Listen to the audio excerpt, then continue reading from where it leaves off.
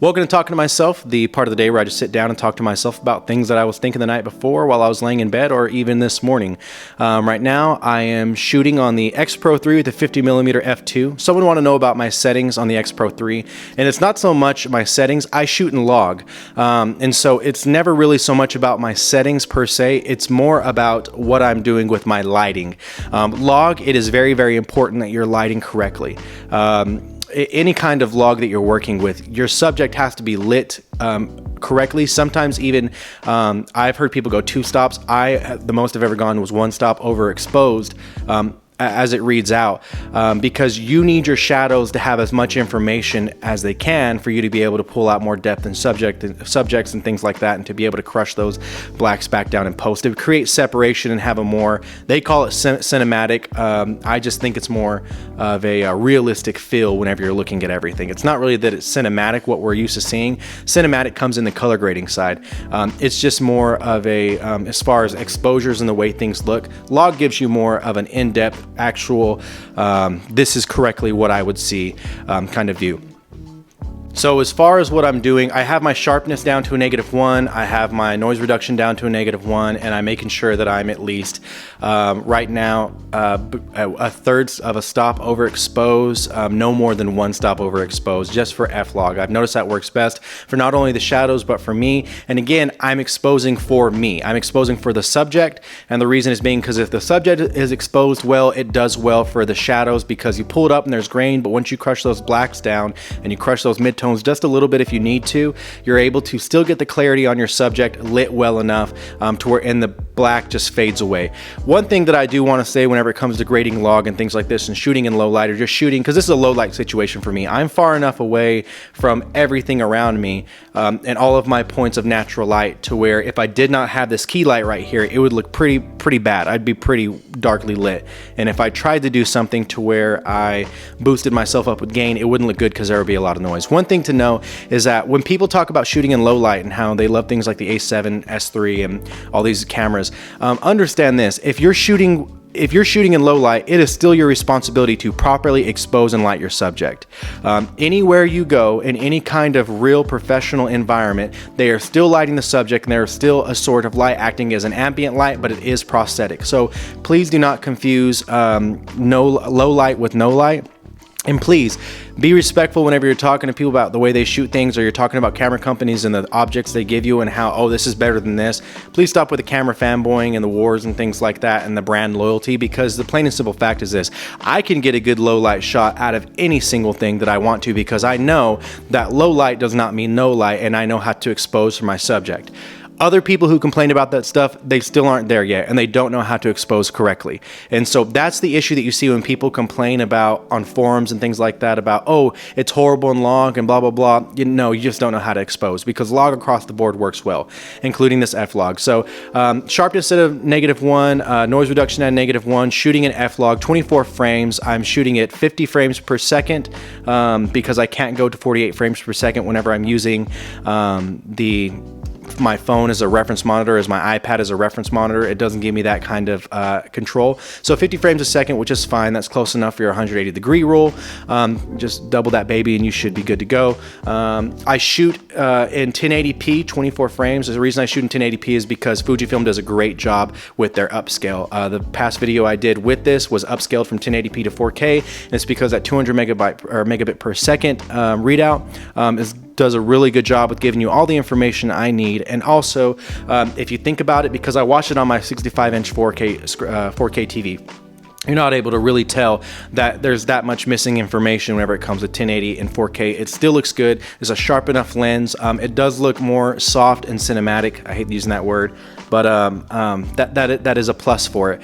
The way that I graded it with crushing my midtones was beneficial for that, because it gave my face more of a soft rounding look in the shadows and the details from the last video, and it's beneficial. So a lot of it comes how you're grading in post and the camera you're shooting with. This is a high quality camera for shooting 1080. I stay away from the 4K in this video, in this format. I hope that helps you. It's mostly about your exposure and how you're lighting than shooting than your camera settings in a camera. If you're shooting with one of the regular profiles like Eterna, that's great, that works too. It's the same thing. Expose your subject well, and they'll give you a nice separation. But if you're out here shooting in log, make sure this is what really matters. This exposure really you have to nail on your subject in order to get the look that you want for the whole shot.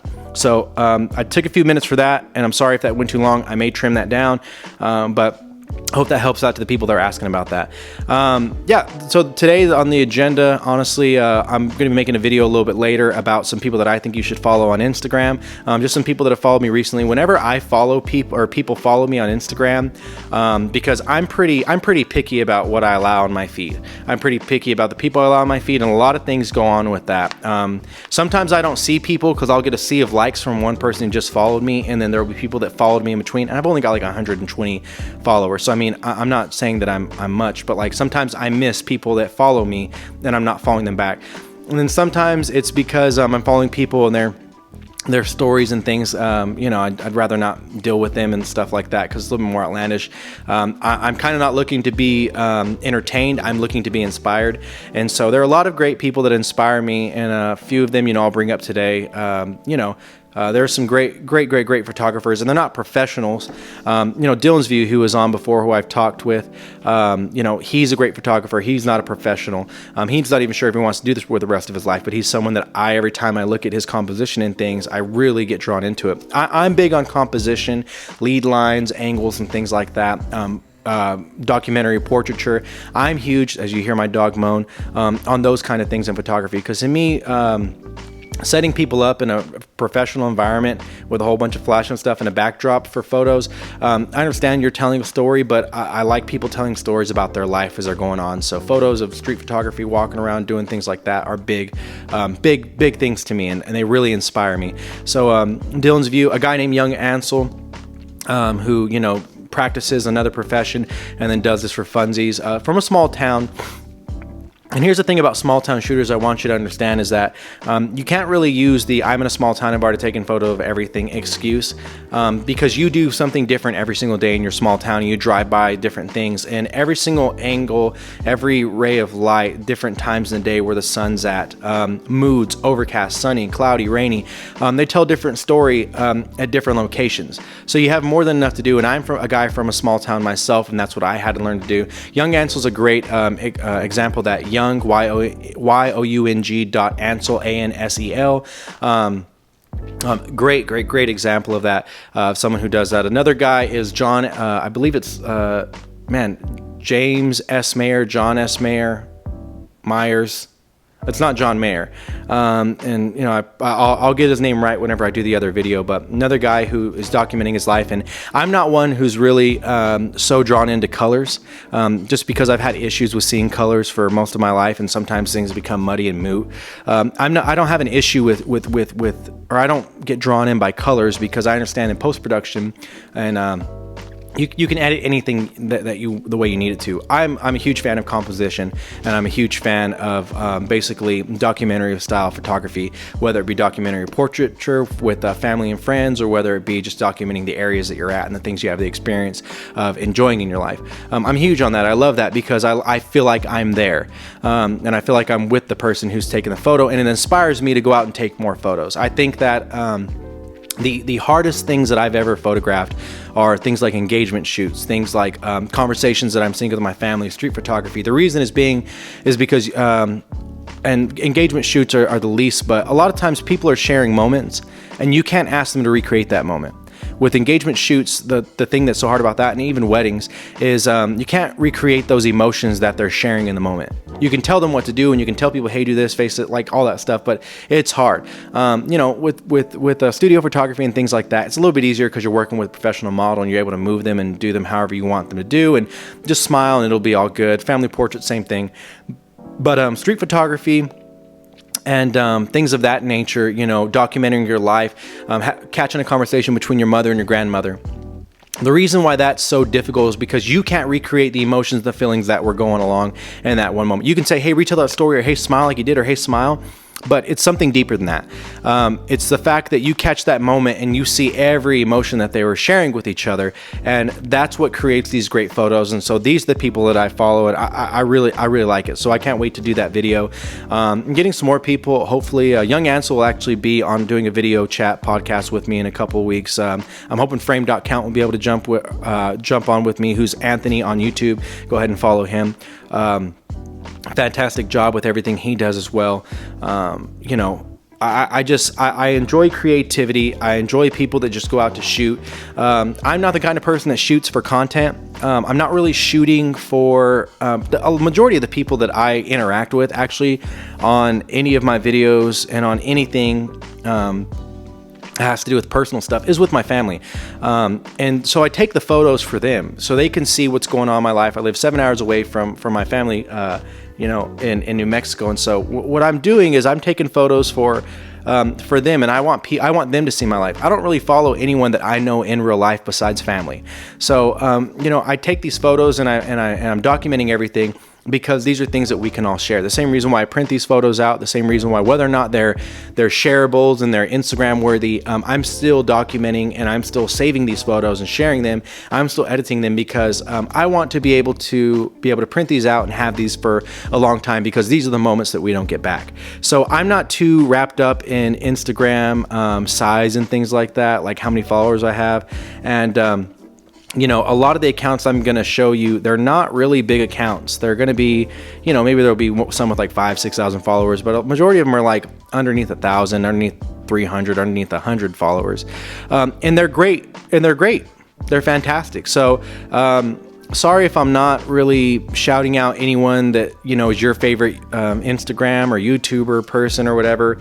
You know, please don't mention, hey, check out this person and things like that, because I like to come across it naturally. I understand some people are talented, but I'm just not too much into, you know, seeing the same thing across my feed. I understand that there are some things and some shots that are popular right now, but I don't want to see the same, you know, gas station shot, the same motel shot and things like that. I look for a little bit more whenever it comes to it, just because that's me personally. I still will like those photos, but I won't follow, because I'm looking for people that are going to inspire me to create in the avenues that I create, whether in street photography or, you know, small town vibe, or just with family portraiture. So, yeah, I'm really looking forward to doing all that stuff and showing all those people. The 50mm f2, by the way, is holding up pretty well. I think it's doing well enough. I hope I'm in focus. To be honest with you, I hope I'm in focus. I haven't even checked my reference whatsoever. I just hope I'm in focus. And I hope I'm lit well. Still, it's a little bit cloudier day, so I don't have as much benefit of getting light from this light source in front of me, and I don't have the benefit of getting as much light from the light source behind me. So the grading may look a little bit different, just because everything is more dark. Everything is darker inside my whole home. So if you feel like they don't match, it's because I'm exposing for me. Everything else you're going to see behind is actually going to be something that is the natural look of the home. But yeah, the X Pro 3 is doing fantastic for video. I'm actually in conversation with people to do some more talking head stuff, which I think this is going to be fantastic for. I think I've got more than enough to make that happen. So this has been a really, really fantastic, you know, addition to my life for me, because I thought, man, I have to go out and get a video camera, and I don't. I've even been looking at, I can get the A7, you know, because it'll do okay in video. It'll do more than enough. And I know how to, you know, like I said, I never use LUTs a lot of times, because I just graded myself. Honestly, that Eterna LUT that you can download for free on the Fujifilm website is the first LUT that I've ever used. I just never had good success with them. Even with the DJI Osmo Pocket, I actually use, you know, I color graded myself to fix the imperfections, because I just don't feel comfortable with using a LUT, because I'm not sure what I'm getting out of it. But as far as, man, I'm sorry, I totally just zoned out. But as far as getting another video camera, I thought about getting the A7. The reason being was, you know, I saw Matthias Berling review and how he uses that for street photography. It's got the flip-up screen. It's actually a lot smaller than any of the A7 cameras, you know, and he uses it to adapt medium format vintage glass onto it. And it doesn't really matter what camera you're using, is basically what I'm trying to get at. It's that as long as you're with something that you feel comfortable working with. And I feel comfortable working with this. I thought of buying an X-T3, an X-T30, an X-H1, But for what I'm doing, 1080p, this thing will go well over 30 minutes. This works exactly the way I need it to work. I don't need 4K. And a lot of times we don't need 4K. You got to think about it from this reference.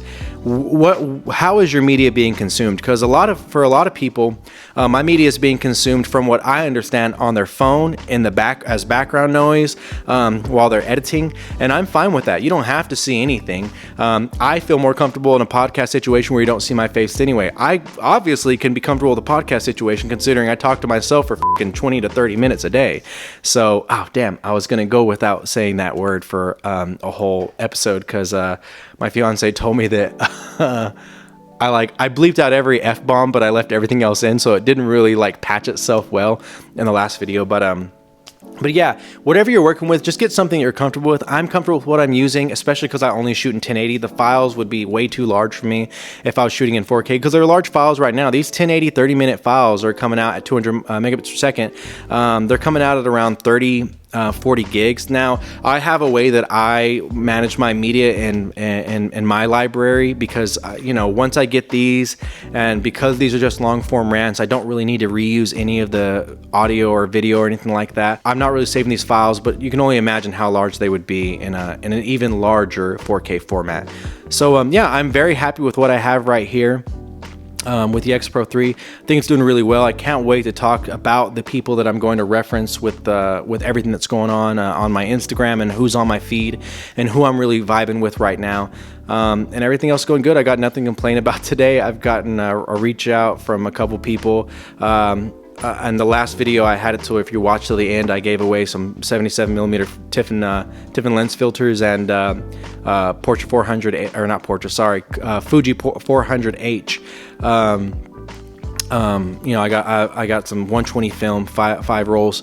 So I'm going to be shipping those off to a couple people that wanted them because I'm not using them, so I might as well. And there may be a couple other things because I've got a lot of gear that I just don't use. I'm actually looking to like condense what I even have, and so I'll be shipping out a few things potentially. So if people watch till the end, they just they've been able to see that and jump on it. And I'm not gonna do that all the time, but I've got some stuff I was selling, but you know what? It's not selling, so why even try? But yeah, that's it, man. That's basically all that I've been doing for the past, or what's been going on today, what I was thinking about last night, trying to discuss how I expose for log and shoot this. If you have a camera that doesn't shoot log, one thing that I can tell you to do that I used to do whenever I shot with a Sony a6000 so that it would match my a6300 was I would go in and I would knock down the contrast and the color and try to make things more gray. And I would, bring up, I think I would lighten up those blacks as well. And that way in post, I could do a little bit of color grading to where I could still crush the blacks a little bit and I could add some color to the midtones. That may be something you do in your camera if it doesn't have log. You don't need log to have a great video setup. With the Osmo Pocket, the Cine-like profile is literally just a flatter profile. It is not a log, and it's exactly basically what I did in my other cameras. It just knocked down the contrast and did nothing extra special to it, and then I was able to add a little bit more in post. So that's basically it. I hope that you enjoyed this and me talking. I kind of got off track with what I originally wanted to talk with because I didn't have really much to say because I've just been so busy with work. This is at my lunch, and so yeah, that's about it. And thanks, you guys. Have a good one.